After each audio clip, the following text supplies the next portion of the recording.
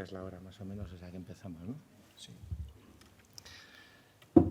Bueno, buenos días a todas y a todos. Gracias por vuestra asistencia a esta convocatoria que hemos hecho con motivo de la visita institucional que realiza hoy a la Universidad de Valladolid el director de la Agencia Estatal de Investigación, Domènec Espriu, que ha venido acompañado también de su jefa de la Unidad de Apoyo a la Dirección, Lourdes Ramírez, y con los que hemos tenido un intercambio de impresiones previamente en el rectorado.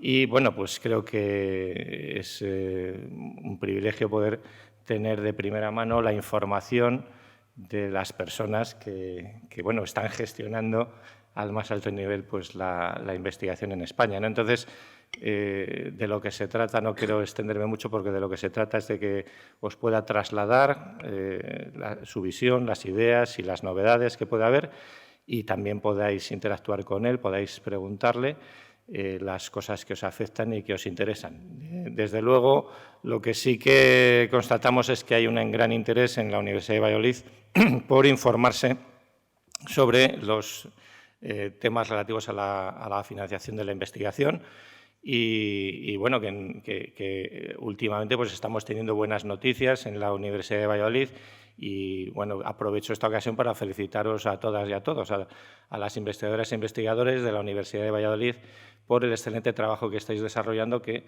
pues va fructificando, por ejemplo, lo comentábamos antes informalmente, en una subida de prácticamente el 43% de los recursos en investigación captados por vosotros, por nuestros grupos de investigación. Así que esa felicitación, enhorabuena por delante y el agradecimiento institucional por el trabajo que realizáis día a día. Y sin más dilación, pues vamos a pasar a darle la palabra a Domènec para que bueno, pues él os traslade el mensaje, los mensajes que crea más relevantes e interesantes para el día de hoy y luego podáis preguntarle vuestras inquietudes. Así que gracias por asistir y tiene la palabra Domènec Espriu. Muchas gracias, rector. Muchas gracias a todos los asistentes por el interés demostrado. Hace ya tiempo que tenía ganas de visitar esta universidad, incluso habíamos cerrado una visita hace unos meses. Bueno, por distintas razones no fue posible, pero aquí estamos. Y la razón principal, lógicamente, es para que los investigadores e investigadoras de esta universidad le puedan poner cara a la Agencia Estatal de Investigación, transmitir por parte de la dirección de la agencia cuáles son las prioridades, cuáles son las líneas de actuación, dónde estamos, dónde queremos ir y por supuesto, que haya un flujo en dirección inversa de pues, preguntas, inquietudes, etcétera, críticas, naturalmente, y de todo esto aprendemos e intentamos mejorar el funcionamiento de la agencia y con ello nuestro sistema de I+D en este país. Voy a estructurar un poco la charla exponiendo 5 líneas de actuación, que son nuestras 5 líneas prioritarias que nos hemos marcado desde la dirección de la agencia.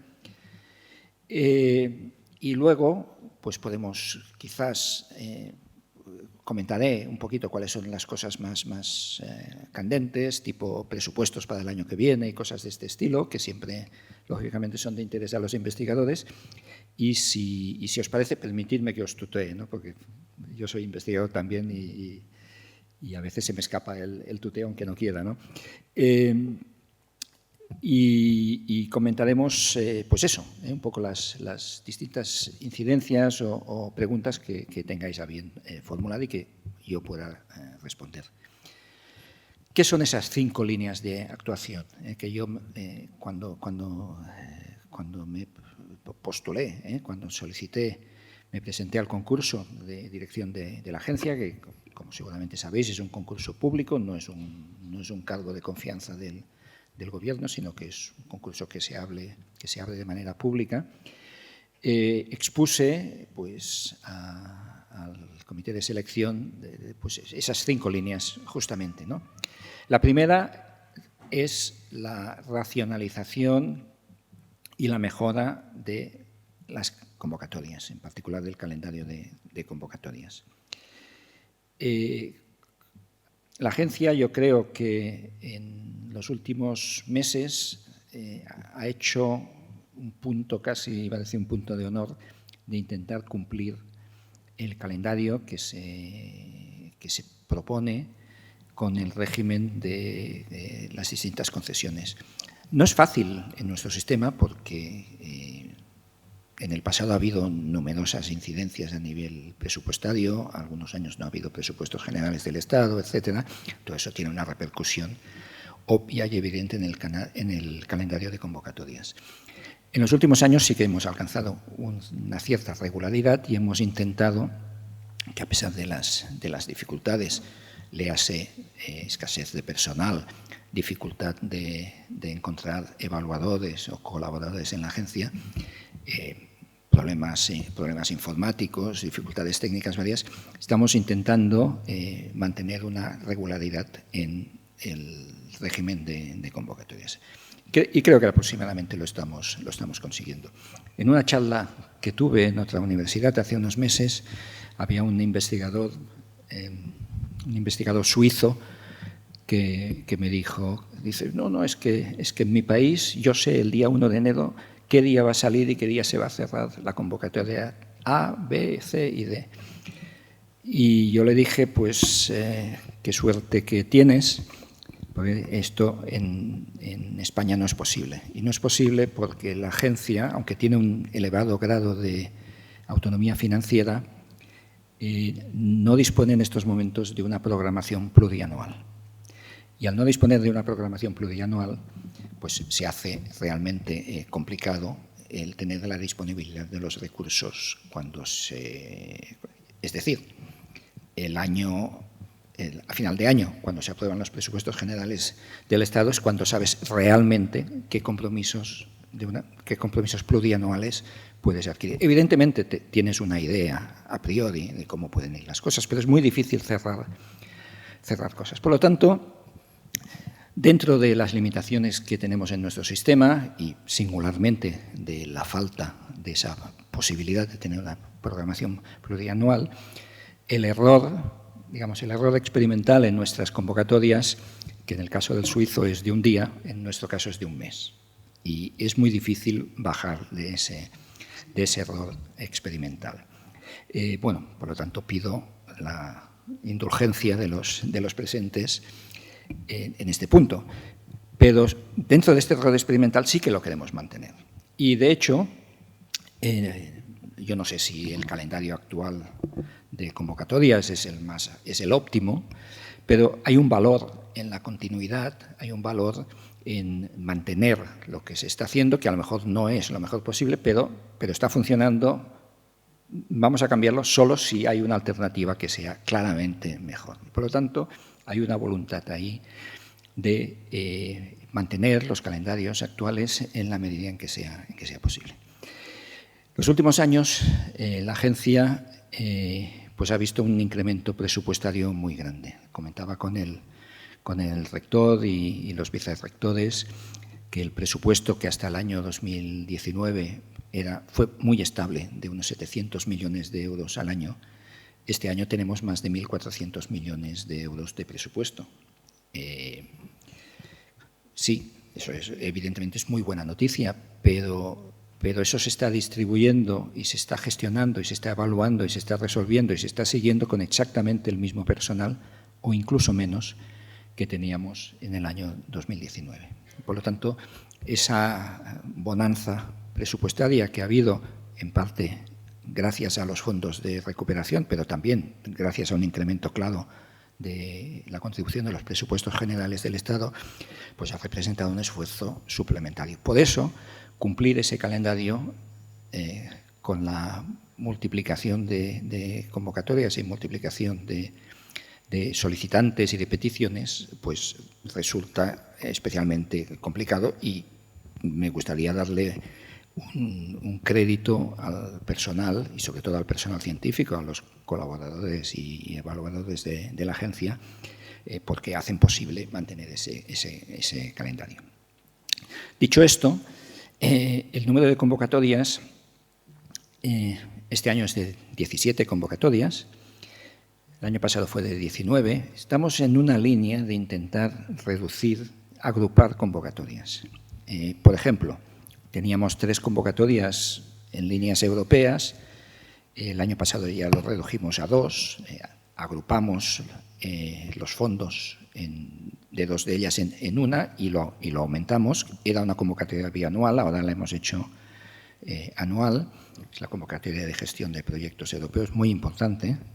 Luego hablaré un poquito más del tema europeo, del tema internacional. Ha habido este año también una novedad que creo que no ha pasado desapercibida. Los contratos predoctorales se han incorporado por fin a los proyectos de investigación, de forma que me comentaba el vicerrector de investigación de que está a punto de salir la convocatoria asociada a los proyectos que acaban de aprobarse, que de hecho aún no ha salido la resolución definitiva, pero está a punto de salir. Por lo tanto, por fin hemos podido acompasar las dos cosas y no tener que esperar un año y medio para sacar un proyecto cuando ya está a la mitad, ¿no? Y eso lo hemos hecho pues transfiriendo la responsabilidad, pero también la confianza a las instituciones beneficiarias. Es un punto clave de la política de la agencia el establecer un régimen de confianza entre beneficiarios y la agencia financiadora. Estos son dos ejemplos, pero hay más.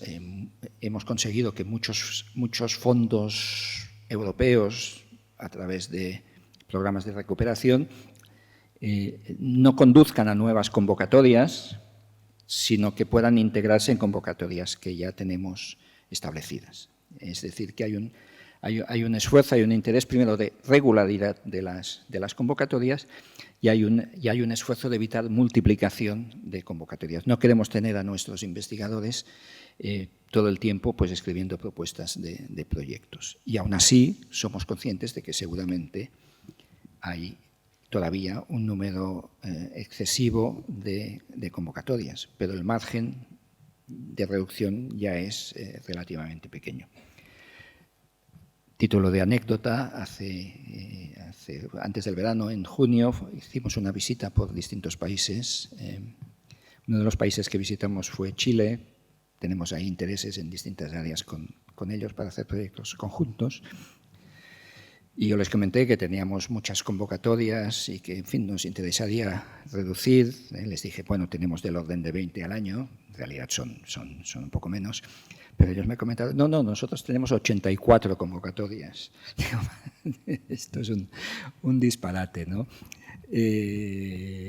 Pero bueno, lo comento porque a veces pensamos que aquí no hacemos las cosas totalmente de la mejor manera, pero bueno, hay sitios que lo hacen peor, digamos. Bien, este sería el primer eje, el eje de racionalización de convocatorias, de reducción de convocatorias.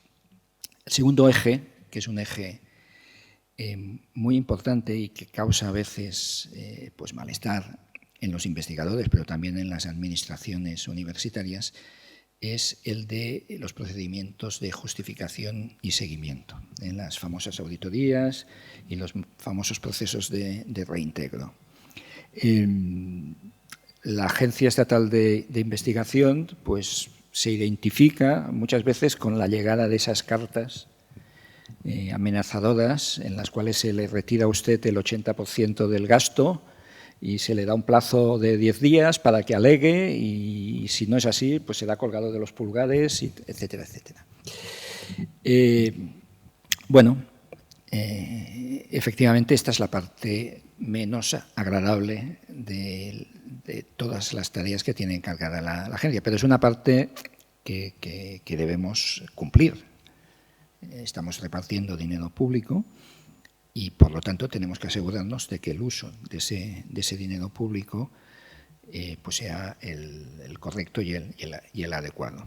Como principio está bien, pero evidentemente el diablo está en los detalles. La agencia hace un tiempo, hace ya unos cuantos años, yo creo que fue 2016 o 2017, tuvo una fiscalización notable por parte del Tribunal de Cuentas, y esa fiscalización produjo bueno, como resultado de esa fiscalización hubo un furor controlador por parte del personal de la agencia que ha derivado en un control tan grande que es irrealizable. ¿Y eso a qué ha conducido? Bueno, ha conducido cuando yo pues, tomé las riendas de la agencia, había más de 40.000 expedientes aparcados para revisar, algunos de proyectos de 2013, 2014, etcétera, etcétera, ¿no? Son muchos expedientes, ¿eh? Y tanto es así que unos años después, de hecho ya a principios del año 22, pocos meses después de yo entrar, volvió a venir el Tribunal de Cuentas y, en resumidas cuentas, valga la redundancia, nos dijo: ustedes se han pasado, están siendo excesivamente exhaustivos y excesivamente meticulosos en los procesos de revisión. Eso está causando un retraso en los procedimientos, eso está causando un cierto peligro de prescripción de las posibles deudas o reintegros que pueda haber, que en realidad es lo que le preocupaba al Tribunal de Cuentas, y añadió, y además eso está produciendo unos costes y una carga inasumible para las instituciones beneficiarias. Yo esto solo puedo suscribirlo, porque es mi impresión como investigador que he sido y que soy, y como antiguo vicerrector de investigación de una universidad grande. Bien, a la vista de estas indicaciones, pues nos pusimos las pilas, hemos elaborado un plan de revisión donde de entrada debo añadir, los procedimientos de reintegro, revisión y seguimiento que están iniciados han de concluir, es obvio, ¿no? Pero los nuevos se está haciendo un muestreo, se está procediendo ya a una revisión selectiva de un porcentaje solamente, y además se han dictado a nivel interno pues unas normas de simplificación pues que evitan algunos de los problemas que habían. ¿Se está viendo el efecto de esto? Yo creo que se está empezando a ver, pero es un efecto retardado, porque, como decía, había esa bolsa enorme de procedimientos mayormente iniciados o en fases iniciales que hay que concluir, y para los nuevos procedimientos pues sí que estamos siendo muchísimo más ágiles y seguramente con unos criterios mucho más ajustados a la realidad del día de hoy. En todo caso, esas son las instrucciones que tienen las personas que están en la subdivisión que lleva el seguimiento de las ayudas. La nueva ley de la ciencia que se aprobó en septiembre del 22 va más allá, y de hecho en las instrucciones de ejecución de esta convocatoria de proyectos, que es la primera, la que se está resolviendo ahora, o se ha resuelto ya, que es la primera que sale con unas órdenes de bases que ya incorporan los preceptos de la nueva ley de la ciencia, van a haber cambios muy sustanciales en el seguimiento. Se avanza muchísimo más en el procedimiento de muestreo. Además, el muestreo va a ser selectivo en el sentido de que aquellas instituciones, universidades, que tengan unos antecedentes buenos en el sentido de cumplir bien con tal, pues se les van a mirar menos expedientes. A las que cumplen peor, pues se les van a mirar más expedientes, es decir, va a haber un incentivo para entre todos tener un número mucho menor de requerimientos, etcétera, etcétera. Además, hay la posibilidad de que esto no afecte a las universidades, porque Hacienda no quiso comulgar con esa rueda de molino, pero el CSIC y otros órganos que sí que están sujetos a la intervención general del Estado, esos mismos organismos van a poder hacer su propia revisión y seguimiento en muy buena medida. Lo cual, evidentemente, va a repercutir en una menor carga y en una mayor agilidad por parte de la agencia. En la nueva orden de bases, por cierto, también creo que hay aportaciones interesantes. Aún no se ha publicado la modificación. Estamos esperando que nos devuelva de la intervención delegada. Pero, por ejemplo, uno de los puntos que tradicionalmente son, yo diría, casi objeto de chanza en muchas redes sociales, que son las dietas absurdas que tenemos desde el año 2002, el Real Decreto famoso, es decir, 21 años con las dietas congeladas, etcétera, etcétera. Recientemente se ha modificado por parte de Hacienda los kilometrajes, eso es una pequeña modificación, pero la nueva orden de bases va a contemplar, confío que no haya problemas a última hora, va a contemplar que cada institución tenga establecidas de manera normativa sus dietas y sus indemnizaciones por razón de servicio, y que los investigadores deban ajustarse a esas y no a lo que prevé el anexo 2 del Real Decreto de 2002. Yo creo que eso es una buena noticia, porque la situación actual es francamente insostenible, por no decir cómica, a nivel de las dietas que se están percibiendo por indemnización. Bueno, estamos incorporando pues muchas novedades, algunas más técnicas, otras más de concepto. El objetivo fundamental es avanzar en la simplificación de los procesos de seguimiento, eliminar esa bolsa que solo parcialmente hemos conseguido eliminar en este año y medio, pero que el objetivo es, digamos, dejar limpio. Creo que no es de recibo estar recibiendo todavía procedimientos de reintegro o estar hablando de recursos de reposición de proyectos de la convocatoria del año 2013. Creo que eso no es de recibo. No es estar dando un buen servicio a la comunidad, y el propio Tribunal de Cuentas nos lo ha recordado. Por lo tanto, este es el segundo eje. Son obviamente las dos actividades principales de la agencia: la concesión de subvenciones y las actividades de seguimiento. Pero hay tres ejes más en los cuales pues me voy a detener más brevemente, que son ejes principales también o prioritarios de nuestra actividad. Primero es aumentar la componente internacional de nuestra investigación. Si miramos, por ejemplo, el programa Marco, Horizonte 2020, ahora Horizonte Europa, a nivel global del Estado nos va bastante bien. En Pilar 2, Pilar 3 tenemos un buen retorno, yo diría que incluso superior, bastante superior a lo que en teoría correspondería a España, pero en Pilar 1 es ciencia de excelencia, no nos va tan bien.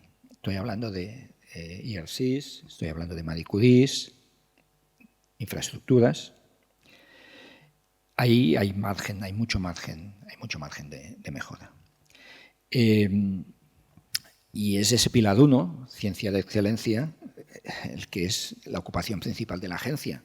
Para el retorno industrial o la innovación ya está el CEDETI y hay otros organismos. Nuestra prioridad es fomentar, financiar y aumentar la ciencia de excelencia que se hace en este país. ¿Cómo podemos mejorar eso? Bien, una vía es, evidentemente, antes he hablado de la convocatoria de gestión de proyectos europeos, que hemos unido con otra convocatoria anterior, y hemos, de hecho, también transferido la gestión de esas líneas de actuación a las instituciones, porque creemos que nadie mejor que una universidad o un instituto de investigación para conocer cuáles de sus investigadores tiene posibilidades de participar en proyectos europeos y cómo se le puede apoyar institucionalmente. Es otra muestra de esa confianza que queremos establecer entre la agencia financiadora y los beneficiarios. Y y esa convocatoria además la hemos pasado de bienal a anual. Pero hay otro mecanismo que acabamos de poner en marcha, es un mecanismo muy ambicioso, muy novedoso. Me está costando un poco explicarlo a veces, incluso a personas que tienen responsabilidades en la I+D en nuestro país, pero creemos que es una apuesta muy importante. Este nuevo mecanismo va a abrir nuestras convocatorias nacionales de generación de conocimiento, la grande, ¿no? la emblemática de la agencia, a proyectos coordinados en los que uno o más de los proyectos, de los subproyectos coordinados, pueda ser de otro país. Es decir, un proyecto de la Universidad de Valladolid en el ámbito de la química, por ejemplo, para mencionar el campo del rector, pues podría tener un proyecto con otro instituto de investigación X, pero también con un instituto alemán, pues que quieran participar en un proyecto de alto impacto. Esta vía, que hace años, antes de la crisis económica del 2008, pues sí, habían acciones bilaterales y acciones integradas, instrumentos, yo creo que son instrumentos un poco raquíticos y que se nos han quedado ya un poco pequeños para lo que es la ciencia española. No. Nosotros lo que queremos es proyectos de verdad, conjuntos con otros países. ¿Por qué? Pues primero, porque van a ser proyectos de impacto y segundo, porque nos van a abrir muchas puertas, nos van a facilitar el establecer contacto, el establecer vínculos con investigadores y el establecer eventualmente pues, la posibilidad de participar en consorcios europeos o en grandes proyectos europeos. Yo a este instrumento me gusta llamarle el Schengen de la ciencia, porque realmente estamos derribando las fronteras de las agencias nacionales de financiación. ¿Y esto cómo está funcionando? Pues se ha establecido un, digámosle, club no es una iniciativa europea, no tiene que ver nada con Bruselas, aunque Bruselas lo conoce y Bruselas lo apoya. Pero realmente es una asociación, un grupo de agencias financiadoras de distintos países, no sé si hay 13 o 14. Nuestra agencia se está uniendo a este club y las agencias estas que participan en esta asociación, que se llama WIF, de tejer en inglés, lo que vamos a hacer es reconocernos mutuamente la validez de nuestras valoraciones y de nuestras evaluaciones.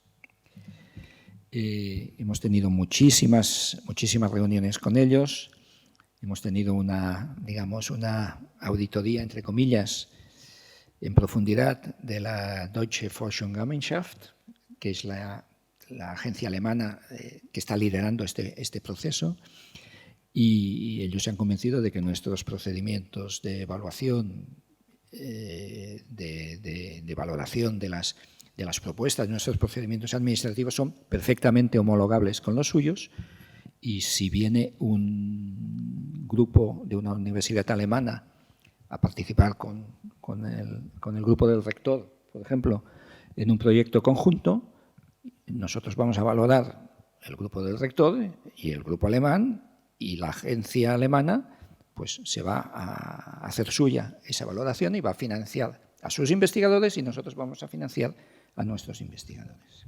¿Vale? Esto está funcionando ya. Se ha abierto la primera convocatoria. En este caso, la agencia evaluadora es la agencia alemana, la DFG. Está abierto hasta finales de octubre el periodo de postulación en 3 áreas.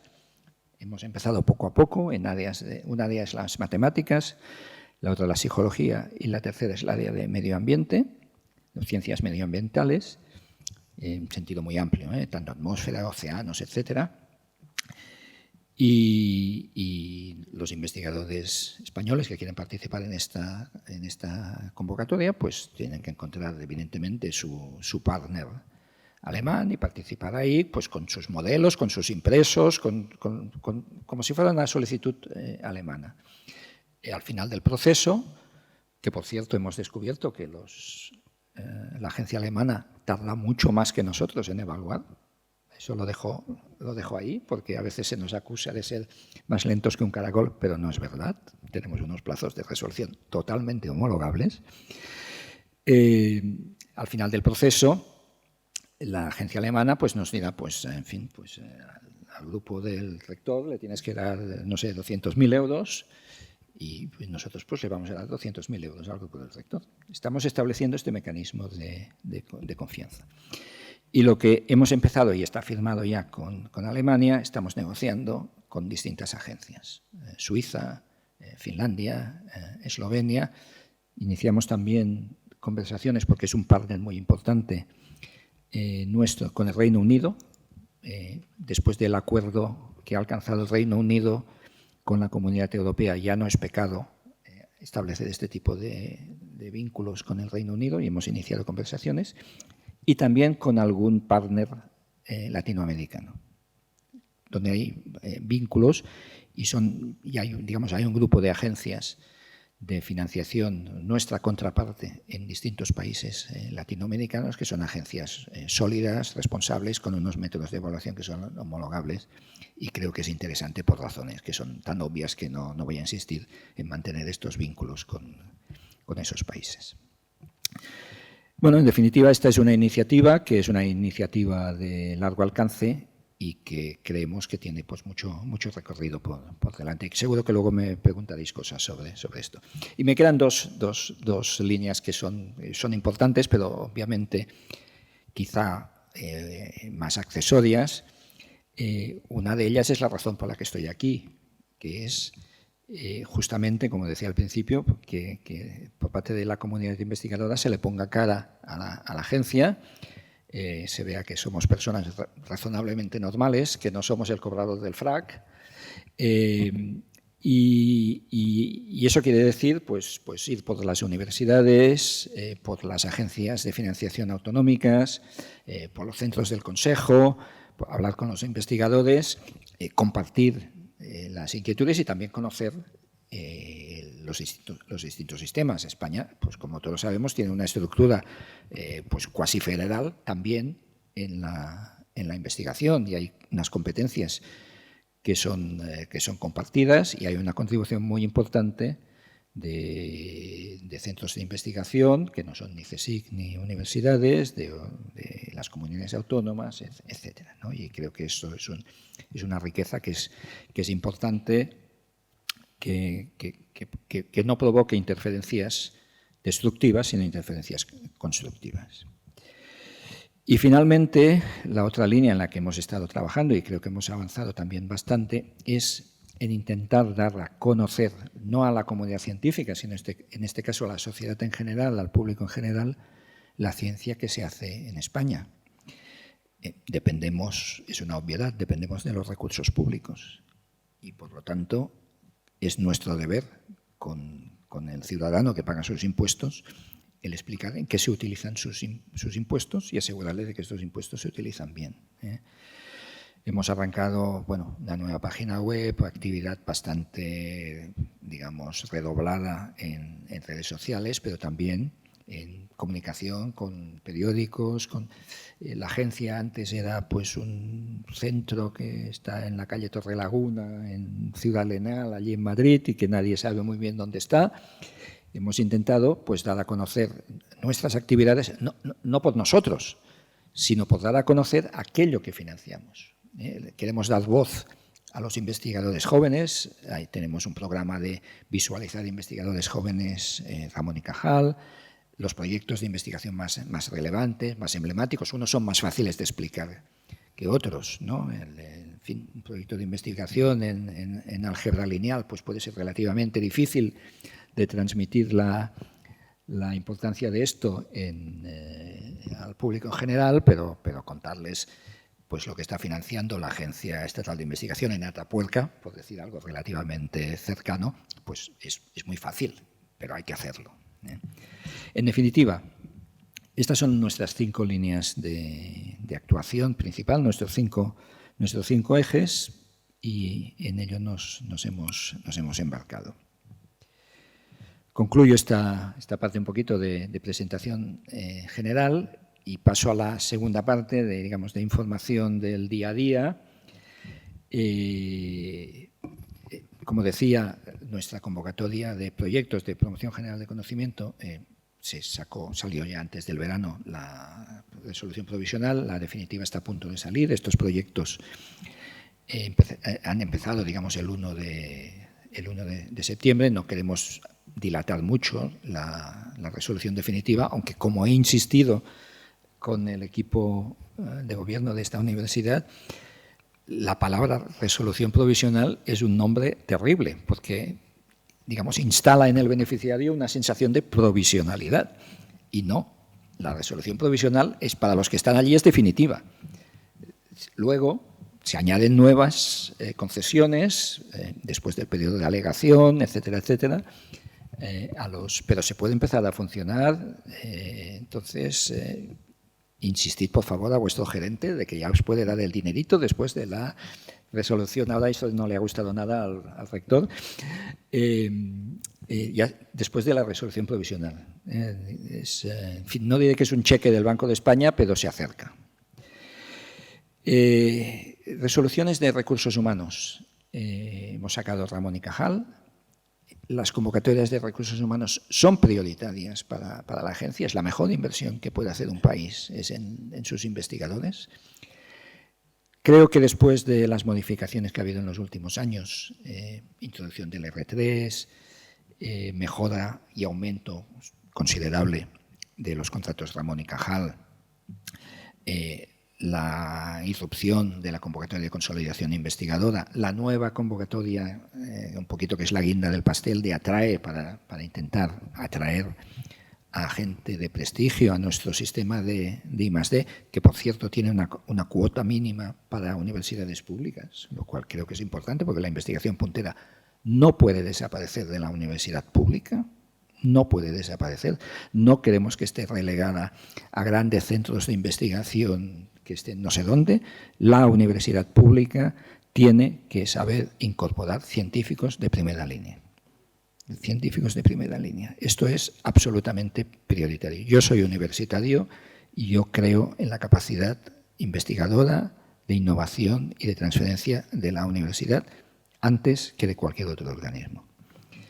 En definitiva, estos programas van a seguir, tienen voluntad de continuidad. Es cierto que algunos estaban financiados con fondos Next Generation. Estos fondos están desapareciendo, la agencia ya los ha gastado todos prácticamente, los que tenía asignados, pero van a seguir más o menos con la misma intensidad en base a presupuestos generales del Estado. Para el año que viene tenemos un perfil presupuestario que es análogo al de este año. Tenemos la posibilidad de incrementar límites de gasto en años próximos. Esto ha sido modificado recientemente por el Gobierno. Teníamos alguna duda de que un Gobierno en funciones lo pudiera hacer, pero se ha hecho. Y el escenario, al menos, yo diría que para el año 24 es un escenario favorable. No va a haber ningún recorte, no va a haber ninguna frenada de burra, ni nada de eso el año próximo. Excepto si nos cae un meteorito, no podemos excluir, pero en principio la previsión es buena. Queremos, un poco lo que he dicho al principio, queremos reforzar los ejes principales de nuestra actividad, programa, convocatoria de promoción general de conocimiento, los proyectos, las asesoras, para entendernos. El año que viene va a haber un nuevo incremento. Este año hemos destinado 625 millones a esa convocatoria con los predocs asociados. El año próximo va a ser 645 o 655, se va a ver un incremento notable. Esta convocatoria, como seguramente sabéis, pues tiene un porcentaje de éxito que es del orden del 50%, y los proyectos aprobados este año, los aprobados tienen una financiación ya cercana al 70% en promedio. Nuestra idea es ir subiendo, entonces que nos gustaría que el año que viene ya pasemos y nos vayamos acercando al 75%, porque creo que no debemos entrar en este regateo y en el tema de bueno, pues tú me pides 2 veces lo que realmente necesitas porque sabes que te voy a recortar, etcétera. No, vamos a ser un país serio y a intentar presentar unos presupuestos de proyectos que sean razonables y por parte de la agencia comprometernos a cumplirlos, a financiarlos en la medida que sea posible. Esto es fácil decirlo, en la práctica es bastante más complicado, pero estamos empeñados en avanzar por esta línea. Y en definitiva estas son las novedades. El día que fui por primera vez al ministerio y pues me presenté a la ministra y tal, yo le dije a la ministra, pues me preguntó un poco cómo veía esto de la ciencia y tal. Yo le dije que una cosa muy importante, y lo he dicho al principio también, no si nuestras políticas son las mejores del mundo, que seguramente no lo son, seguramente hay alternativas, ¿no? Pero es importante perseverar, la continuidad en la ciencia, el perseverar en una línea, siempre que no sea una línea manifiestamente absurda, pero el perseverar en una línea, la continuidad es muy, muy importante. No debemos ir dando bandazos, desde luego no va conmigo ese tipo de mentalidad. Yo prefiero el trabajo constante, el apoyar aquello que sé que está funcionando y sé que está bien recibido por nuestra comunidad. Y los experimentos, pues eso, en casa y con gaseosa. Y yo creo, rector, que eso es todo lo que tenía que decir, y ahora, pues, si te parece, podemos dar, en fin, como tú gustes. Sí, por supuesto, es todo, que no es poco lo que nos has trasladado, así que planteado un poco el terreno de juego, pues ahora toca jugar el partido. Así que a partir de ahora tenéis la palabra vosotros, aprovechad que está aquí Domènec para plantearle las dudas, sugerencias que tengáis. Desde luego nos ha hecho un panorama y incluso optimista de cara al futuro y, bueno, yo creo que es muy sensato lo que ha dicho, que hay que mantener las políticas de una manera estable, razonable, mientras vayan funcionando y apostar por la investigación y, sobre todo, por los investigadores, que es lo que nos va a dar el músculo suficiente para seguir progresando. Yo no me enrollo más, hemos tenido ocasión de tener una interacción con él anteriormente, así que es vuestro turno ahora. Si vais pidiendo la palabra ordenadamente, pues vamos interviniendo. Y siempre cuesta Mira, ya hay una mano ahí. Normalmente hay unos momentos ahí de titubeo. Hola, muy buenas. Muchas gracias. Acerca de lo que comentabais, ¿no? Bueno, lo primero, muchas gracias por la actualización y a ver si es verdad que continúan estas buenas noticias. Acerca de lo que comentabais, de integrar por fin los predoctorales dentro de los proyectos, realmente es una muy buena noticia, una muy buena situación, escenario, ¿de acuerdo? Creo que, sin embargo, que se podría tratar de mejorar todavía incluso más. Me explico. Cuando miramos la financiación que obtenemos en fungible, en inventariable, en España, no estamos muy distantes de lo que se obtiene en un proyecto de Reino Unido o Alemania. ¿Cuál es el hándicap? La mano de obra. ¿Quién hace los experimentos en Alemania, en Suecia, en Reino Unido? Un postdoc dedicado exclusivamente al proyecto. ¿Quién los hace aquí en España? Un predoctoral. Con todos mis respetos, los predoctorales son estudiantes. Y si tenemos un postdoc, estamos más preocupados de asegurarnos su futuro. A lo mejor acaban entrando de payuz, les cargamos con 160, 180 horas. Ya no es un postdoc en tu proyecto. No estamos tan lejos de Europa en financiación inventariable. Es en los investigadores, porque es un postdoc realmente, un científico entrenado, el que te va a tirar del carro. ¿Cuál es el problema que tenemos? Están desacompasadas las convocatorias de postdocs y de proyectos de investigación. Yo lo hablo con mis colegas de Reino Unido, Suecia, Alemania, se les cae la cara de vergüenza, porque no entiendo cómo puedes tener 2 o 3 proyectos activos sin personal, o al revés, puedes tener personal en tu laboratorio sin fungible. ¿No sería posible tratar de acompasarlo y parecernos más a Europa en esto? A ver, hay distintas... ¿Cuál es tu área? Biomedicina. Vale. Hay distintas áreas y hay distintas tradiciones en cada área. O sea, la agencia, que como tú sabes, pues tiene sus comisiones, sus evaluadores, sus comisiones técnicas. La sociología de cada área, yo he visto, yo soy catedrático de física de partículas, físico teórico, ¿no? De altas energías. Ahí la filosofía siempre ha sido grandes proyectos y en mi grupo siempre hemos podido financiar durante el proyecto uno, incluso los postdocs, con el dinero. Pero claro, son proyectos con un elevado número de JCs, ¿vale? Dado a un proyecto, por cierto que tu área es la mejor financiada dentro de la agencia, con bastante diferencia. Lo digo así de pasada, y está bien que sea así, no quiere ser un comentario negativo, es extraordinariamente importante. Pero sí que tiene tu área en particular, pero otras áreas también, una tendencia a la fragmentación. Es decir, yo soy investigador, yo quiero ser IP, etcétera, etcétera, ¿no? Y eso en otras áreas no ocurre. Por ejemplo, en la mía, pues si no eres IP, pues oye, menos trabajo que tienes en rellenar papeles, ¿entiendes? Y yo, pues el día que me cansé, le dejé mi grupo a una investigadora y crea que lo hace estupendamente y no pasa absolutamente nada. Es decir, que hay una componente también sociológica en las distintas áreas. Claro, en grupos que son pues un profesor y los estudiantes es que es muy difícil tener los recursos para dar postdocs. Entonces hay que echar de mano de las convocatorias de recursos humanos. Juan de la Cierva, tal, o convocatorias, como me ha explicado el rector, que tiene esta universidad de personal investigador. No da para más el sistema, realmente. Al contrario de lo que tú comentas, yo sí que creo en el poder investigador de los predoctorales.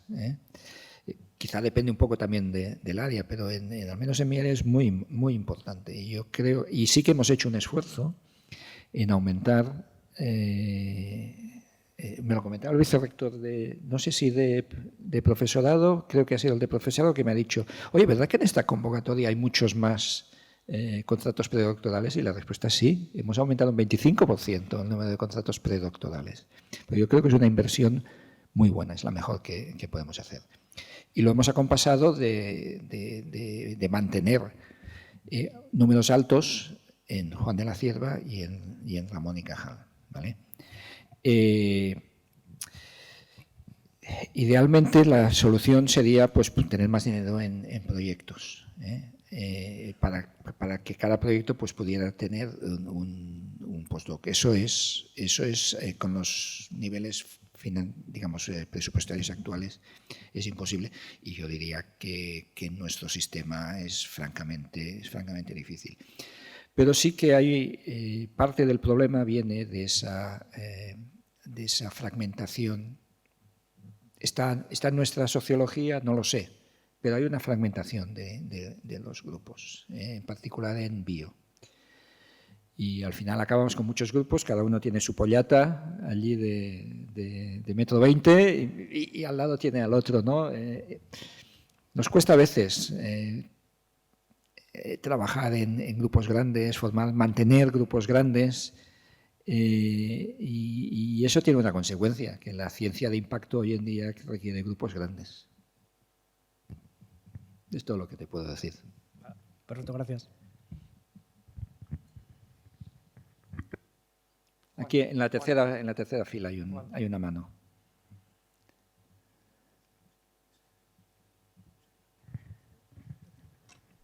Si os parece, para contextualizar la pregunta, podéis decir el nombre y el área, o no el nombre, pero el área en la que trabajáis, que también es biomedicina en este caso. Vale. Muchas gracias por la charla, que ha sido muy esclarecedora. Mi nombre es Asunción Rocher y soy de biomedicina.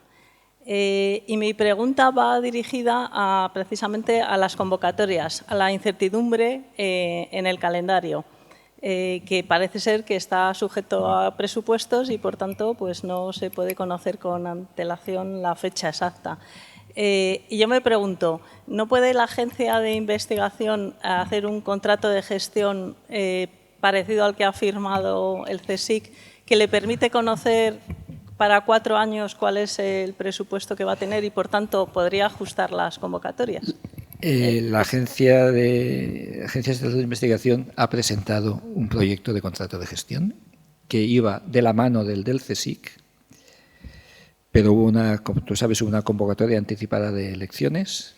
Teníamos el compromiso del Gobierno de sacar adelante ese contrato de gestión también para la agencia, pero al final, digamos, se echó el calendario encima y como seguramente recordarás, el contrato de gestión del CSIC fue aprobado 2 días antes de las elecciones, ¿vale?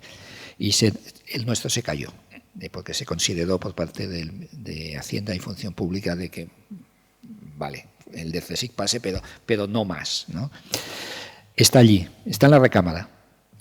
Creo que lo vamos a tener. Y además es un programa que ha sido ya debatido, ha sido comentado, ha sido criticado, ha sido revisado, ha sido vuelto a revisar. Está a punto de caramelo, ¿vale? Bueno, yo no sé. Ahora, evidentemente, no se puede aprobar. Un gobierno en funciones no puede aprobar eso porque eso es un compromiso plurianual.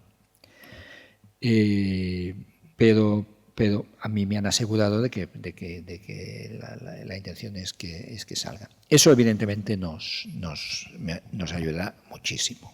Nos da además una garantía. Tú sabes, la ley de la ciencia nos pone un horizonte 2030 de gasto público. Ese horizonte está incorporado, evidentemente, en ese contrato de gestión. Eso nos tranquiliza. Y ha pasado ya, como decía, pues muchas revisiones, idas y venidas de documento. Es un buen pedazo de documento. Ha recibido comentarios elogiosos, de que está bien hecho. Vamos a ver. De todas formas, voy a negar la mayor, porque en los últimos, yo diría, 2 años, las convocatorias progresivamente han ido siguiendo unos calendarios razonablemente con el error, como digo, con el error ibérico de un mes, que no es el error helvético de un día. Pero sí que estamos mejorando en la, digamos, la predictividad de nuestras convocatorias.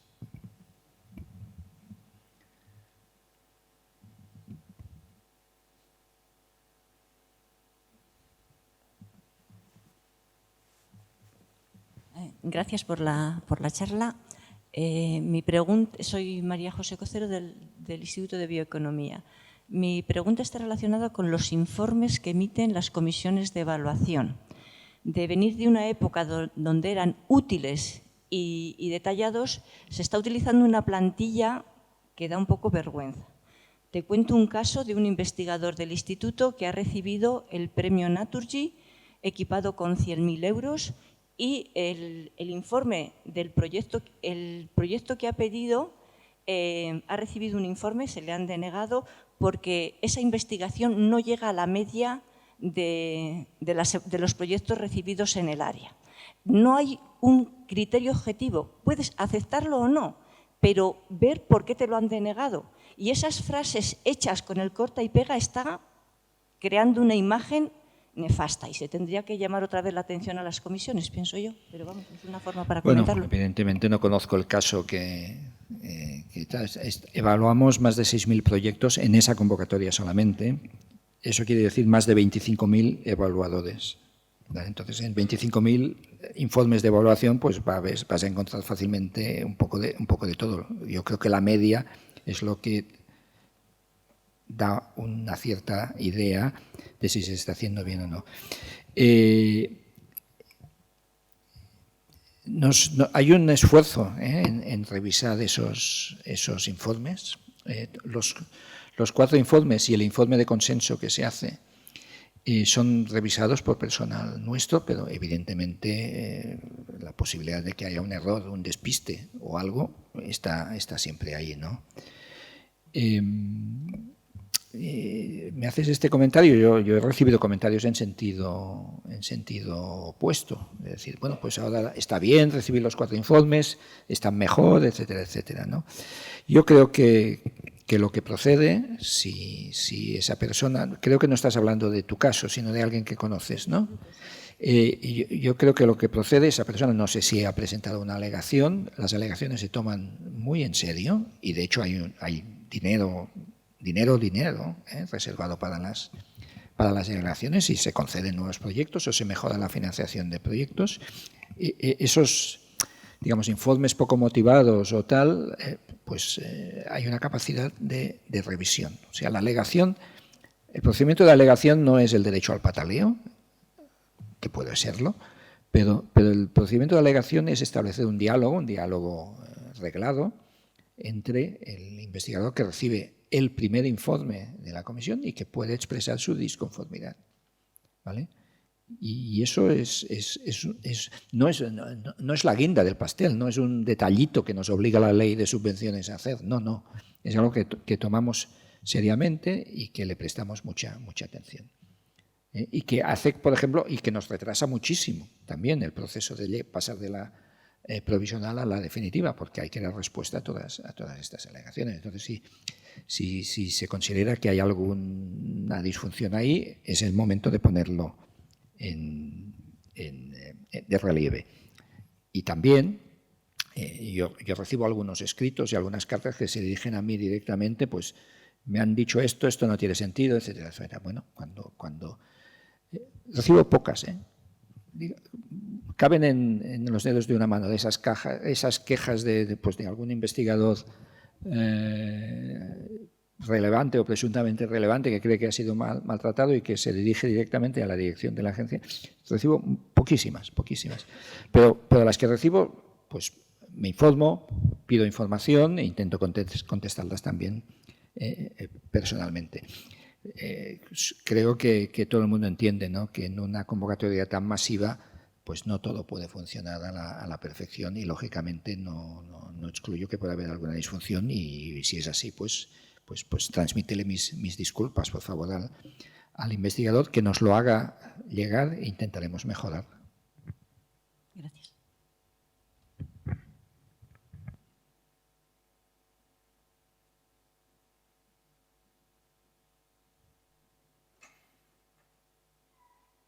Estamos ya. Mira, hay una de Juan.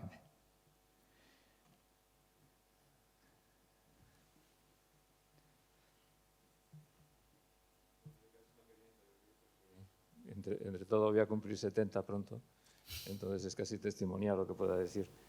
Pero me ha llamado mucho la atención, me ha sorprendido, de hecho, el programa de cooperación con agencias internacionales. Yo creo que este es un punto, yo soy Antonio Campillo del ámbito de las matemáticas y mi experiencia ha sido, además de la investigación, también digamos, organizar las matemáticas en este país y en otros, ¿no? Entonces, sí que me parece muy oportuno esto, pero me ha llamado la atención que hayas mencionado algunas agencias nada más, es decir, has mencionado Alemania, que es formidable, claro, Reino Unido, etcétera, todas formidables, Eslovenia, Suiza. Pero, ¿qué sucede, por ejemplo, en el ámbito latino? Es decir, Francia, Italia, Portugal y, naturalmente, sí. ¿Qué países de América Latina? Sí. La iniciativa WIF, hay una página, la podéis consultar, no tengo la dirección en la cabeza, pero si ponéis WIF, Research Agencies, cosas así, Funding Agencies, lo encontraréis. Esta iniciativa engloba sobre todo países del norte y centro de Europa. Está Alemania, está Bélgica, en Bélgica hay 2 agencias, está Austria, está Eslovenia, está Noruega, está Polonia, no está Francia, no está Italia y no está Grecia. A lo mejor no consideran sus agencias suficientemente, digamos, como te decía, los alemanes, que son los que han liderado esta iniciativa realmente, han estado en la agencia, nos han asaetado a preguntas. La presidenta de la DFG vino con una enorme delegación alemana hace unos meses a visitarnos y estuvimos discutiendo ya los detalles, decidimos cuáles serían las áreas con las que íbamos a arrancar, una de ellas es matemáticas, y le pareció bien.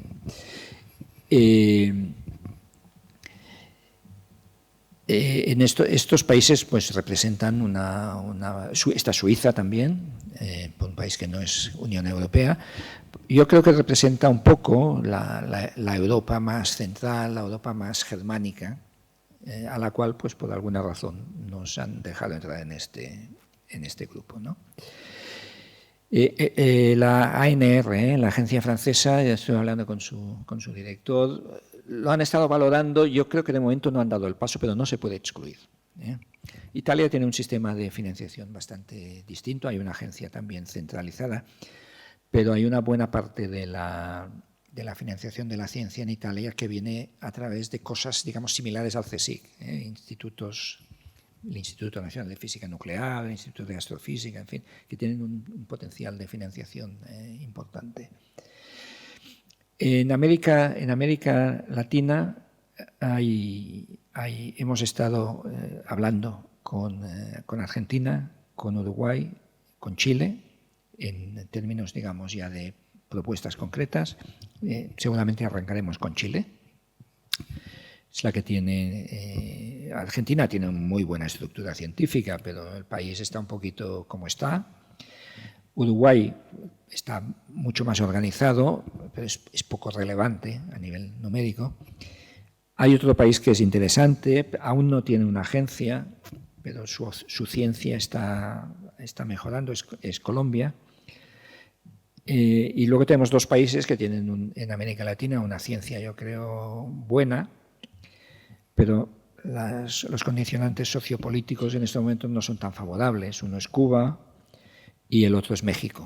En México, por alguna razón, las relaciones bilaterales entre el Reino de España y los Estados Unidos mexicanos no son los mejores en estos momentos. Y, en fin, en otras iniciativas bilaterales, CITED, por ejemplo, que es una cooperación en el desarrollo en América Latina, el papel de México también ha sido un poquito rarito.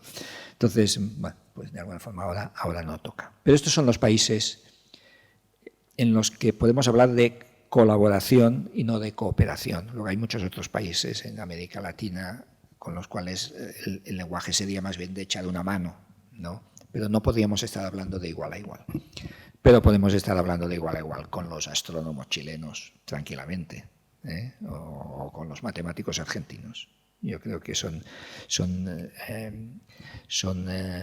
países que tienen unos sistemas de evaluación de la ciencia, que es lo que nos afecta a nosotros, pues que funcionan.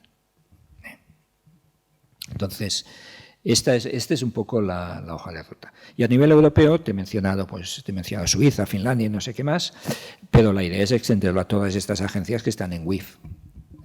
Entonces, los que estéis interesados, primero, si tenéis algún colaborador en Alemania, todavía hay tiempo de presentarse a la convocatoria en estas tres áreas. Y luego sí que os invito a que miréis esa página web, porque creo que es muy interesante. Yo creo que es muy interesante la filosofía que está detrás. Los programas europeos están bien, ¿vale? No vamos a hablar mal del IRC, ¿verdad? Ni de nada de eso, por supuesto que no, ¿vale? Pero nos falta el bottom-up, el poder presentar un proyecto conjunto con yo qué sé, yo estuve de postdoc en Oxford, ¿no? en el departamento de física teórica. No había hasta ahora la posibilidad de presentar un proyecto conjunto con personas a las que allí conocí, un proyecto normal. No estoy hablando de acciones bilaterales, que son 4 duros para viajar, no. Estoy hablando de un proyecto normal. Proyectos que, por otra parte, eso no lo he dicho antes, pero creo que puede ser de interés, y van a ser compatibles en parte, con ciertas restricciones, con los proyectos con los proyectos que ya tenemos aquí. Es la misma convocatoria, pero como sabéis muy bien, si tienes un proyecto vigente, no puedes presentar otro hasta que acabe el anterior, ¿vale? Aquí va a haber un cierto margen de flexibilidad. ¿Por qué? Pues porque cuando hablamos con los alemanes, por ejemplo, y les contamos, no, nosotros es que tenemos un porcentaje de éxito del 50%. Pusieron unos ojos así, del 50%, nosotros no financiamos más del 20-25%. ¿vale? Entonces, ¿qué pasa aquí? Bueno, ¿qué pasa? Pues que en España la convocatoria de promoción general de conocimientos tiene que financiar la ciencia excelente, pero también la ciencia buena, porque tiene una parte de financiación basal, porque desgraciadamente pues el rector no tiene suficiente dinero pues, para dar financiación basal a los grupos de esta universidad. Entonces, nosotros no podemos decir, no podemos en la agencia ponernos estupendos y decir, no, yo solo voy a financiar los proyectos que están en el top 20%. En fin, vienen y me incendian la agencia al día siguiente, ¿no? Lógicamente, ¿no? Eso no puede ser. O sea, nuestro sistema está pensado de otra manera, ¿vale? Pero en esos proyectos bilaterales o trilaterales se nos ha dicho claramente, esos tienen que ser proyectos de alto impacto, proyectos excelentes, ¿de acuerdo? Entonces va a haber un porcentaje de éxito de ese orden, 25, 30%. Va a ser difícil tener uno de esos proyectos. Y por lo tanto, esos proyectos automáticamente van a tener un prestigio. Y como van a tener un prestigio, pues la gente los va a querer tener. Y como los va a querer tener, pues va a haber bastante petición, cuando la tasa de éxito sea menor, pero tampoco pierdes nada porque puedes continuar con tu proyecto nacional, ¿vale? Es decir, que yo creo que es un win-win. O sea, claramente va a contribuir a la internacionalización de nuestra ciencia.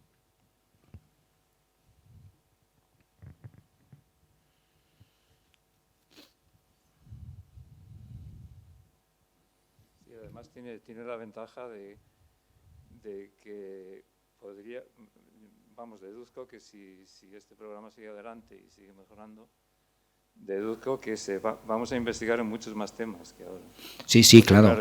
No. La idea es tener, digamos, convenios bilaterales con todos los que están en el club WIF, ¿vale? Que son 13 o 14 agencias, y en todas las áreas. O sea, pero, en fin, vamos a empezar poquito a poco, no vayamos a tropezar.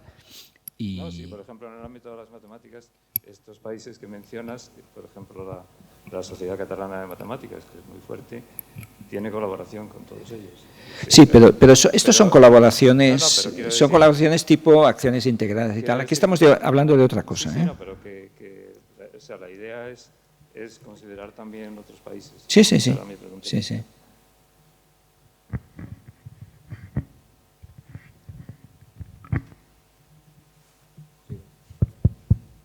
Sí, funciona, ¿no? Sí. Quería volver por un momento, perdón, al tema este escabroso de las auditorías. Es solo un comentario, ¿eh? Pero es verdad que habitualmente, aunque sea casi, digamos, Radio Macuto, se habla de que las auditorías se encargan a empresas privadas que trabajan a comisión, de manera que dan una lista muy larga. Esto es lo que quería que me aclarara. Realmente, exactamente, ¿cómo es esto en realidad? Esto es Radio Macuto, pero de la peor especie. Esto ni en la mili, vaya. Bueno, los jóvenes no saben de qué estoy hablando. No, realmente yo he sufrido un par de inspecciones de estas y había una lista muy larga de peticiones realmente absurdas que no tenían ningún fundamento y luego 2 o 3 cosas que quizá fueran más grises y que hubiera que aclarar. Mira, la mayor parte, ¿dónde suelen estar los problemas? Los problemas suelen estar en el capítulo de viajes, que es como una pesadilla, porque y en parte la culpa es porque estamos con la normativa del año de hace 21 años. ¿Vale? En el capítulo de viajes hay muchas incidencias, pero suelen tener poca repercusión. Pero una cosa que molesta a muchos investigadores, a mí al menos me molestaba cuando he recibido auditorías como investigador. De hecho, cuando entré como director de la agencia, yo tenía puesto, bueno, mi universidad tenía puesto, la Universidad de Barcelona, tenía puesto un contencioso contra la agencia por 20 y pico mil euros, por unas cosas de unas facturas que decían la agencia que sí había fraccionado facturas y no sé, cosas de este estilo. Bueno, para evitar conflicto de intereses le tuve que pedir a mi gerente que por favor desistiera de ir al contencioso, porque había un conflicto de intereses evidente. Mi gerente se resistió, dijo, no, yo quiero mis 20.000 euros, no sé qué. Digo, oye, en fin, hazme ese favor. Al final lo hicieron, ¿no? De hecho, si vamos a contenciosos y a juzgados, perdemos más del 80% de los casos. ¿Vale? De hecho, aunque empezamos reclamando en nuestros procedimientos, en el procedimiento habitual, grandes cantidades, acabamos cobrando, digamos, como reintegro, del orden del 5%. ¿Eso qué quiere decir? Quiere decir que no lo estamos haciendo bien. ¿No? Porque lo que tendrías que hacer es empezar pidiendo el 5%, que al final acabas identificando, ¿no?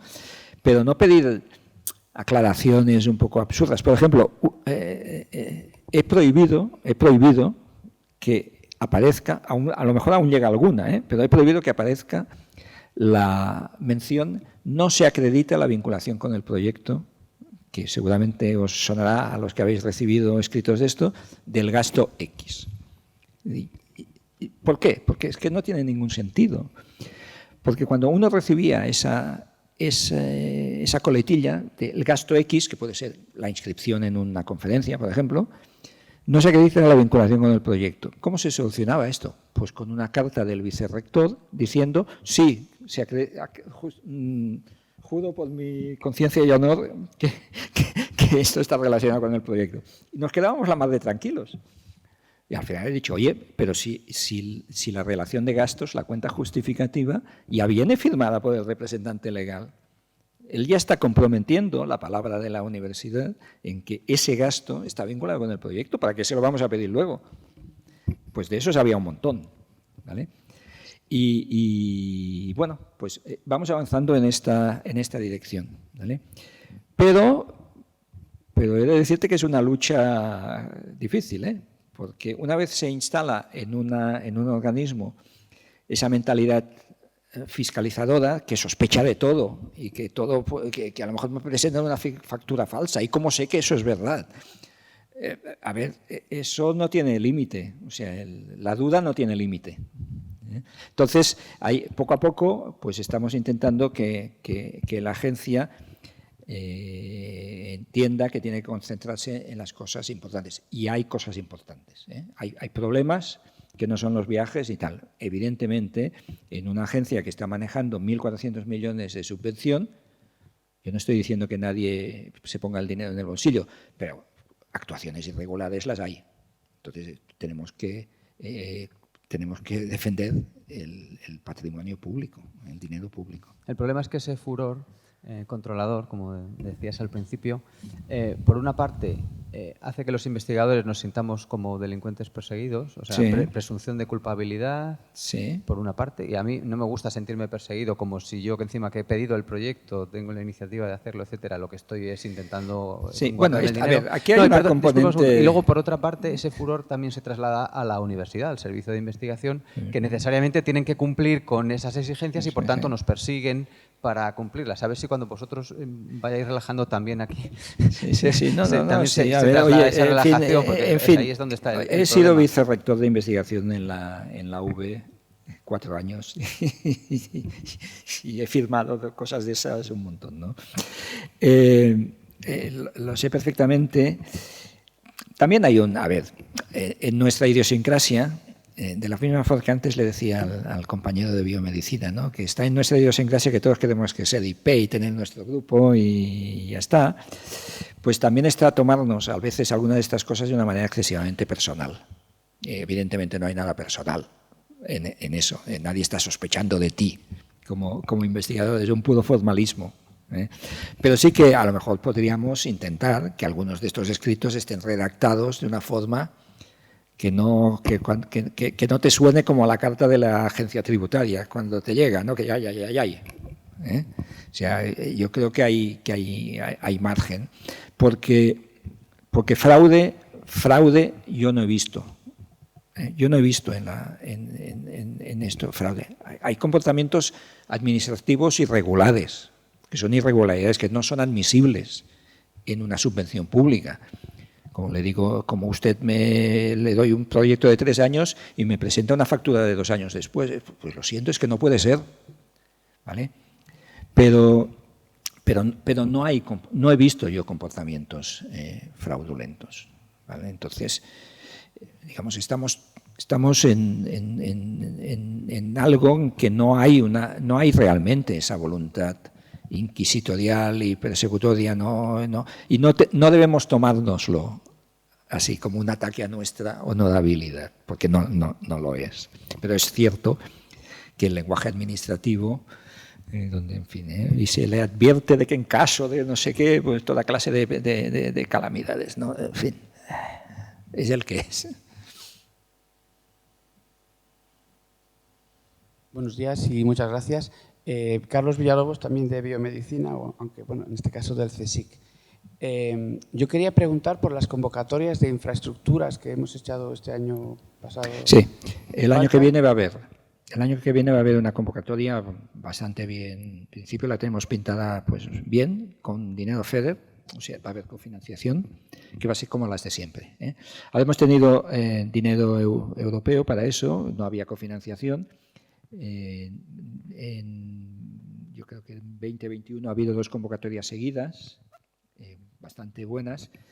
Este año pues se decidió que en el presupuesto del 23 se quería apostar por otras líneas. Esto es una decisión política y no sacar la convocatoria de infraestructuras. Aparte de que nos encontrábamos en la transición entre 2 periodos FEDER y hasta el último momento no hemos sabido exactamente el dinero FEDER que teníamos para el próximo periodo. Ahora ya lo sabemos. El año que viene va a haber convocatoria de infraestructuras. Y no habrá alguna de las otras, lógicamente, porque, digamos, no queremos, como decía al principio, no queremos tener 20 y pico convocatorias, sino es inmanejable. Hola, soy Asunción Rocher y pregunto nuevamente porque se me ha olvidado antes una cosa. Yo quería hacer una reflexión en torno a lo que supone una resolución provisional y una resolución definitiva, porque he entendido que has quitado un poco de hierro al asunto, en el sentido de que cuando uno tiene una resolución provisional, pues como que ya va a ser definitiva.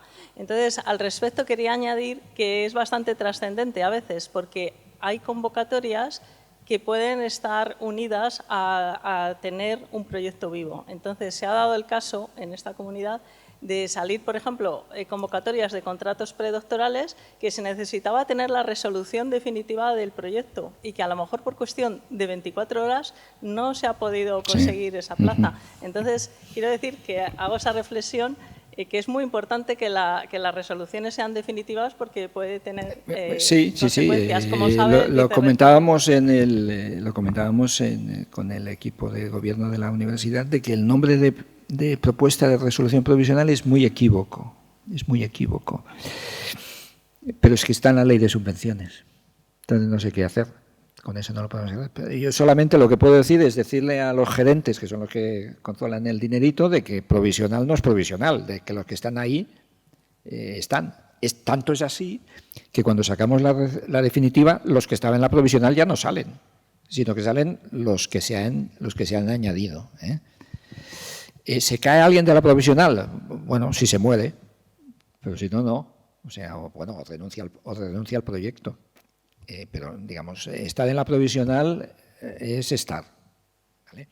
Tanto es así que en la convocatoria esta de proyectos decimos que el proceso de contratación de predocs está escrito en la convocatoria y ya se puede iniciar a partir de la provisional, ¿vale? Pero hay cosas que la ley nos deja un poco maniatados y no podemos cambiar. Entonces, ese nombre, desde luego, no es un nombre feliz. No es un nombre feliz. Al menos en la práctica de la agencia. Sí que hay convocatorias, ha habido en alguna agencia autonómica que en la definitiva le han quitado a uno algo que estaba en la provisional. O sea, no digo que... Porque sobre el papel se puede ser. O sea, la provisional no crea derechos. Pero la agencia nunca ha pasado, nunca. Y no hay intención de que eso ocurra. ¿Por qué? Porque cuando sacamos una resolución provisional que tiene efectos económicos, pues reservamos un dinero justamente para alegaciones.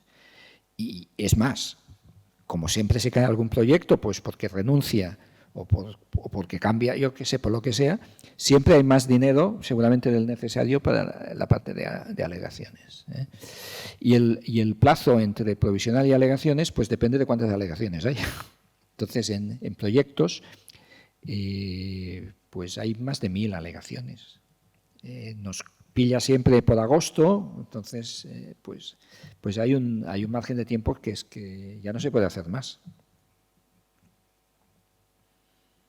Pero en fin, insisto, provisional es un nombre incorrecto. Para los que están ahí es definitiva.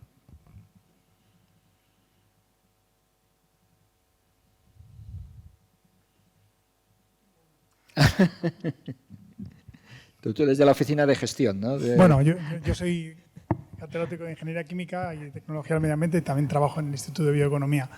Mi pregunta es un poco más genérica, un poco es de lo que has hablado de la necesidad de ciencia de alta excelencia, ¿no? Y de los equipos de trabajo y equipos de investigación, es decir, equipos fragmentados o equipos grandes. Entonces, porque claro, eso condiciona mucho luego la evaluación del proyecto, el personal que vas a pedir en el proyecto, ¿no? Entonces, ¿cuál es el feeling de tenemos que ir a equipos más pequeños, potenciando equipos pequeños que vayan, digamos, pudiendo liderar el futuro, ¿no? Que no sea solamente 1 o 2 personas punteras que están en un grupo grande, que son los que piden el proyecto y todos los demás van detrás, o grupos más pequeños que, claro, ya se van preparando más para poder ser líderes en el futuro cercano, vamos a decir, a medio plazo, ¿no? Y ¿cómo se considera la interdisciplinariedad? Si realmente está bien intrincada en el sistema. Sí. El tema de la multi-interdisciplinariedad es un tema complejo de evaluar. Hemos hablado esta mañana de este aspecto. En tiempos hubo una comisión específica para proyectos multi en la agencia y fue un desastre. Me cuentan, yo no estaba, pero me dicen que aquello no funcionó ni a martillazos. ¿Qué ocurre? Que los proyectos que involucran investigadores diferentes, ¿no? Pues yo que sé, un matemático y un biólogo, a veces van a biología o van a matemáticas, ¿no?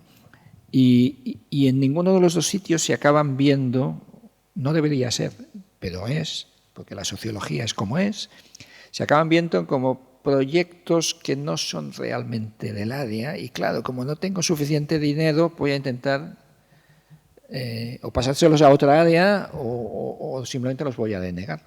Y eso no debería ser.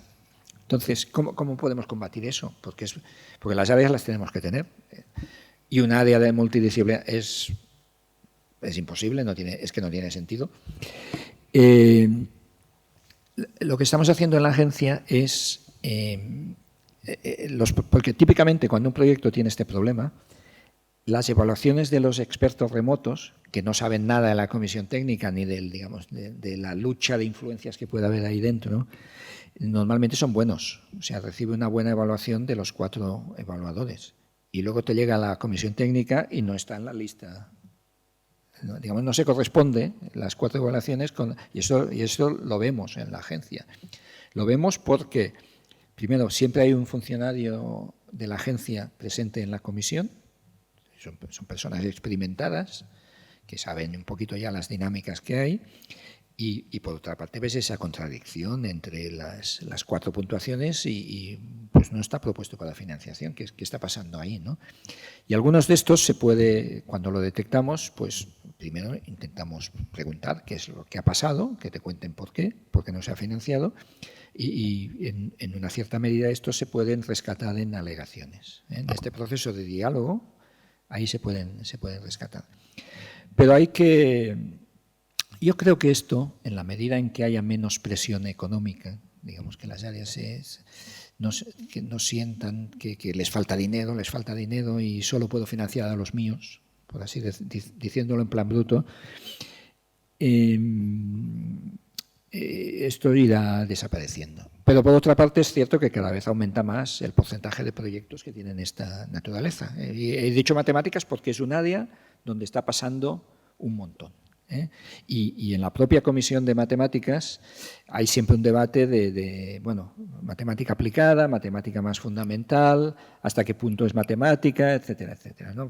Tú has de ser consciente de ese diálogo. Yo me he reunido con la sociedad, me he reunido con el presidente del área, en fin. Es un debate que en matemáticas está muy abierto. Y había una primera pregunta que era... sí, los grupos más pequeños. Esto es difícil porque cada área tiene su dinámica. Y desde luego, como gestor, te he de decir que los grupos que tienen un impacto normalmente son grandes. Y si queremos ciencia de impacto, tal. Esto, claro, esto tiene un cierto conflicto con las carreras profesionales de la gente. Yo quiero ser IP. A lo mejor es que estamos sobrevalorando el ser IP, ¿no? En muchas convocatorias o en muchas cosas, pero yo creo que aunque no lo sobrevalorásemos en convocatorias, de nuevo, nuestra idiosincrasia y nuestro orgullo profesional pues nos impulsa a querer ser IPs y a querer ser el jefe de algo. Yo quiero ser el jefe de algo. En otros países eso no ocurre tanto. Pero, en fin, ahí yo no sé si lo llevamos en los genes o qué. Pero está allí. Hay que encontrar yo creo que hay que encontrar los estímulos de ver que uno puede tener una carrera exitosa, profesional en un campo, sin ser IP, pues a lo mejor hasta dentro de unos años. Ese es un tema muy difícil y que en alguna medida depende también del campo. Muchas gracias, porque la verdad que sí que la charla inicial ha sido muy esclarecedora. Hay una pregunta más.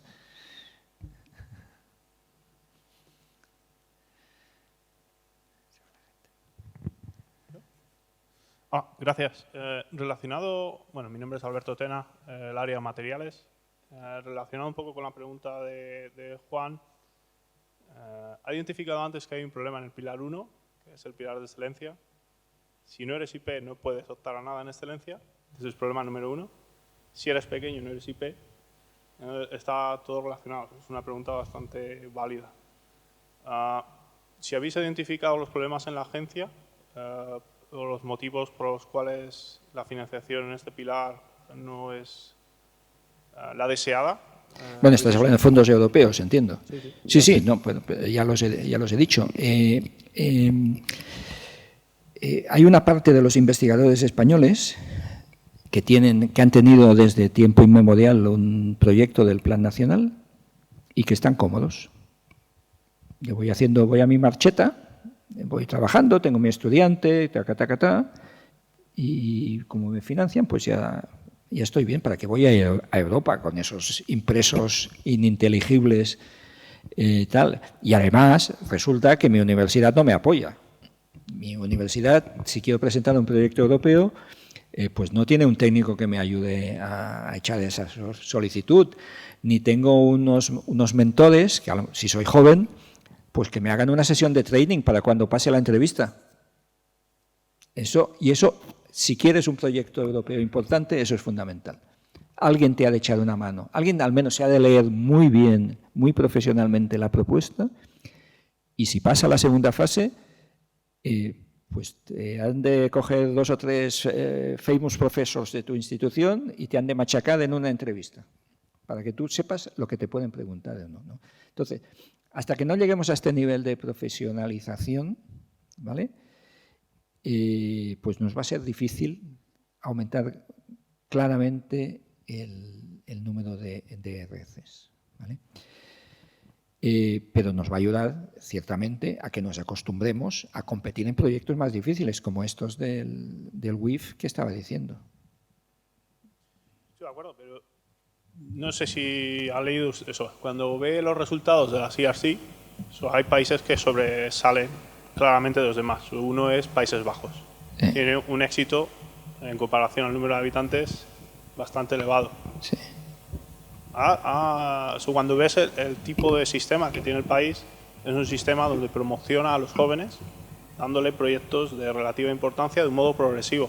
De modo que cuando ellos se presentan a un IRC, han sido capaces de llevar la financiación de millones de euros, han liderado proyectos, han liderado equipos y sobre todo tienen estudiantes. Sí, pero mira, mi universidad está en una de estas ¿cómo se llama? La LEDO, la Liga Europea de Universidades de Investigación, con la Universidad de Utrecht y con la Universidad de Ámsterdam, 2 de Países Bajos, ¿no?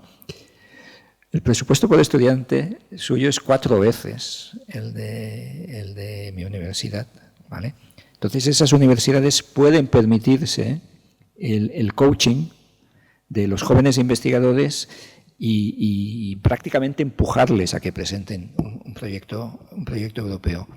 En nuestro sistema universitario esto es muy difícil. Ese es el secreto, ¿eh? No es que sean más listos que nosotros.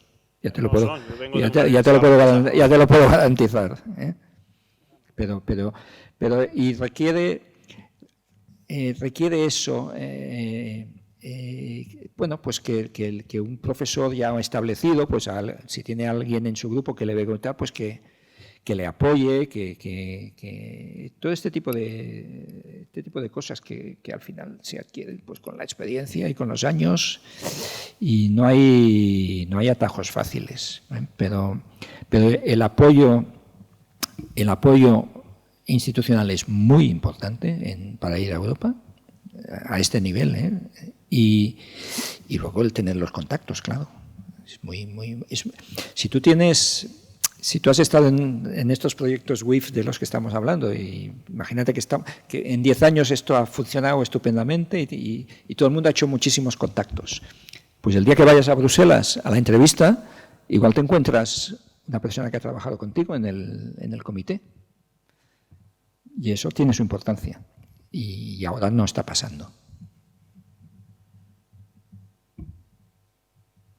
No sé si se oye, sí. Bueno, simplemente una cosa muy rápida. Yo, como soy de letras, voy a permitirme una sugerencia respecto a lo del IP, que efectivamente tiene razón. ¿Por qué no empezamos por cambiar el nombre?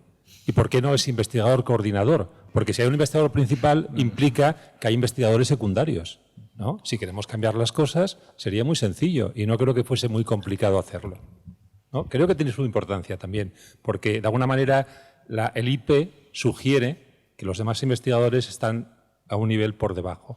Y no siempre es verdad en los equipos, por lo tanto creo que también es interesante. Le podemos llamar también escribano, porque es el que escribe la propuesta. Bueno, pero si quitamos el principal, seguramente no implicamos... Bueno, es una nomenclatura internacional, realmente, ya lo sabes. PI. Esta es difícil de cambiar, ¿eh? No sé si te la compro.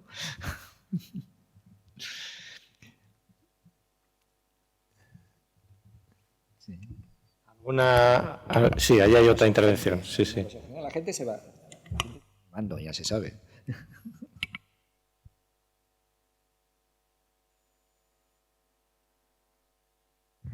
Hola, gracias. Soy Elisa Guerra, de Prehistoria. Mi pregunta tiene que ver con la composición de los equipos de investigación y los equipos de trabajo. En el área de historia y arte suele ser habitual la colaboración con investigadores que trabajan, por ejemplo, en museos, en bibliotecas, en archivos, y muchas veces tenemos problemas para incorporarlos como miembros efectivos del equipo de investigación. Pasan a ser automáticamente miembros del equipo de trabajo. Y mi pregunta tendría que ver también con relación a los profesores eméritos y los profesores eméritos vitalicios. Si existe una normativa general para que se puedan incorporar como miembros de pleno derecho a los equipos de investigación. Gracias. Sí. A ver, un emérito puede incorporarse siempre y cuando el periodo de su emeritaje esté incluido en el periodo de ejecución del proyecto. No hay problema en eso. Y tu universidad te lo firme. Porque eso finalmente, quien puede presentarse o no, depende del representante legal de la universidad.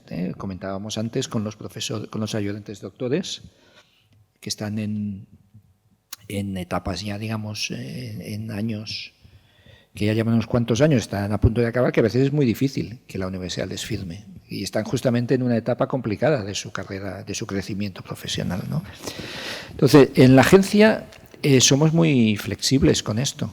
Las dificultades vienen a veces del centro que no quiere firmar la vinculación de esa persona. Investigador, tú tienes que estar, para ser del equipo investigador, tienes que estar contratado durante el periodo del proyecto pues por una institución que tenga actividades de I+D. Sí, pero por ejemplo, en el caso de los conservadores o ayudantes de museos que son funcionarios, va a haber una vinculación durante toda la duración del proyecto. Sí. Bueno, y sin embargo no se les acepta. Bueno, sí, yo no me consta, ya lo miraré, pero a ver, hace 2 semanas estuve en la Comunidad de Madrid, el IP del proyecto este del Valle de los Neandertales es de un museo, del Museo Arqueológico de la Comunidad de Madrid. Es el IP del proyecto, o sea que no veo, en principio no hay ninguna dificultad en que una persona que sea funcionaria, empleada incluso laboral de un museo, ni siquiera pedimos para ser parte del equipo investigador, que eso hay gente que no lo sabe, no hace falta ser doctor, basta con ser licenciado. Yo, a propósito, soy Olatz Villanueva, también de Historia. Nos ha sucedido 2 directores de museos no pudieron formar parte del equipo de investigación porque la aplicación literalmente no les dejaba y automáticamente tuvieron que pasar al equipo de trabajo en caso de que ellos lo solicitaran. O sea que en la convocatoria del 2020 nos pasó. A ver, como estamos hablando de casos concretos, mándanos un correo explicando, ¿no? Pon nombres y apellidos y vamos a ver qué es lo que ha pasado, a ver si hay errores, ¿eh? De acuerdo. ¿Vale? Sí, no es la primera vez que nos ha sucedido, ¿eh? Vale. De acuerdo, gracias.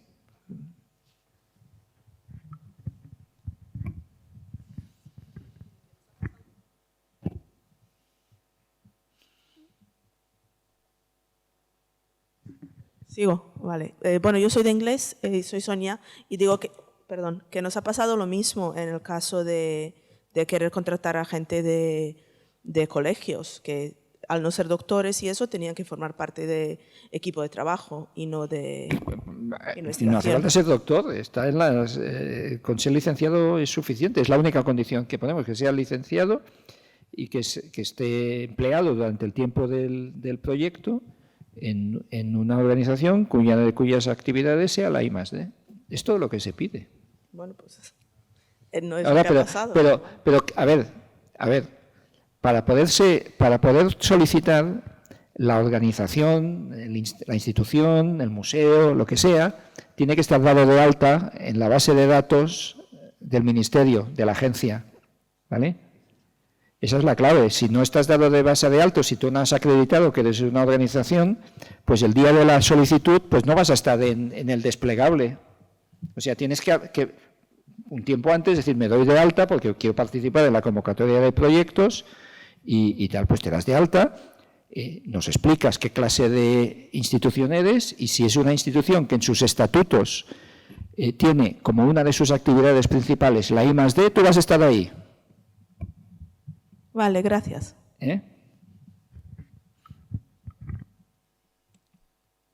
¿Hay más cuestiones que se quieran plantear? Bueno, yo creo que le hemos sometido casi no a un tercer grado, pero sí a un pequeño interrogatorio. Yo creo que le agradecemos todos pues el planteamiento que nos ha hecho, el optimismo que nos ha inyectado, sobre todo la sensatez que transmite y bueno, la confianza en que se hacen las cosas razonada y sensatamente. Así que te agradecemos mucho tu visita, tu intervención. Un placer. Un placer estar reunir con los investigadores es lo que realmente da más satisfacción. Efectivamente, hemos sentido que te preocupa, por supuesto, muchísimo la investigación, pero particularmente los investigadores, su situación, su futuro y que tengan las mejores condiciones para desarrollar sus proyectos. Se lo agradecemos enormemente, que tengas mucho éxito, que será también beneficioso para todos los investigadores y yo creo que le damos un aplauso, ¿no? Por esa...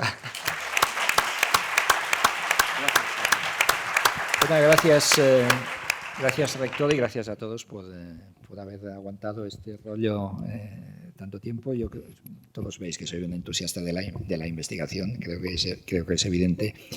Y yo creo en la investigación en este país y creo sobre todo en establecer estos vínculos de confianza entre administración y administrados. Espíritu, damos por finalizada esta sesión. Muchas gracias.